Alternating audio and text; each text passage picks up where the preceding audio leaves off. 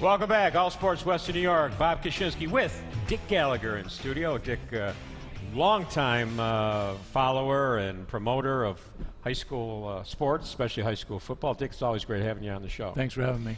Now, this time of year, you know, the Far West Regionals, this is your trip for teams to see if they can make it to Syracuse State Championship. But before we get into that, a story that broke yesterday that involves the #1 rated team in the state, number 38 in the country, Canisius High School, and their outstanding linebacker and running back Brad Zaffram, who has been ruled ineligible to continue in postseason.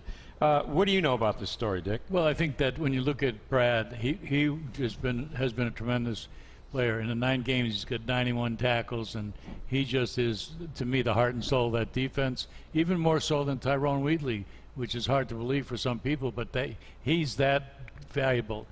And what I understand is that what was written up in the paper, basically, is that a violation of school policy or school rules. Well, there's tons of school rules and tons of school policies, and you leave yourself vulnerable when you're not specific. So, for example, if it had been an academic issue and they just said that they broke or whatever it was, an academic policy or rule, well, people can connect the dots, they can add 2 and 2, and then everyone moves on. But right now, they left themselves very vulnerable in the context of the guessing game and the rumor game. Well, Dean of Students Beck O'Connor was released. Both announcements happened on the same day. So, you know, if you were to add 2 and 2, you would think the two are connected. We're guessing that they are. And as you said, you think it's been mishandled from a publicity standpoint. I feel bad for the young man. I don't know what the reason is, but it's rare that a high school student who was ruled ineligible becomes a lead story on local newscasts, but that's what happened to him yesterday. Well, you know, the other part is that here you have the best player on the team, and that could possibly lead you to a state championship, and you're basically saying you can't play anymore this year, and he's a senior. That is a credit to the institution as far as making sure that there's policies that are abided by and there's discipline involved, and that's what happened with Brad.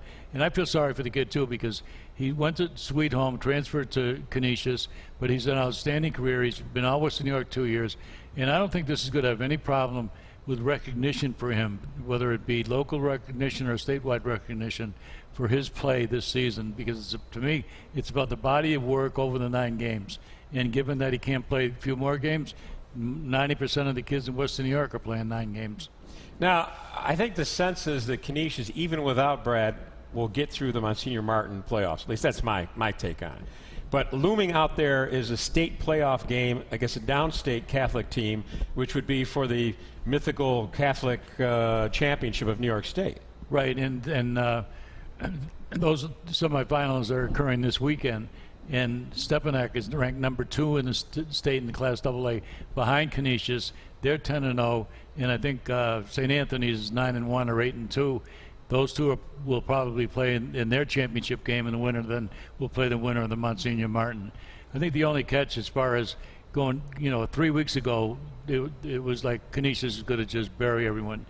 When you take into consideration that some of those teams have injuries, and all of a sudden those kids that are back, and maybe they've only played a couple of games, but they were counted on during the course of the season, and you never know, because when you look at the rivalries that go on with those 4 teams that are in the playoffs, and you have some outstanding quarterbacks, you know, there, and Brandon May from Timon, St. Jude, and Jerry Hickson, who's only a sophomore for St. Francis. He's thrown for 2,400 yards for the season thus far. And ironically, his father also was an outstanding quarterback in the early 80s for Cheektowaga. So the genes are pretty good in the Hickson family.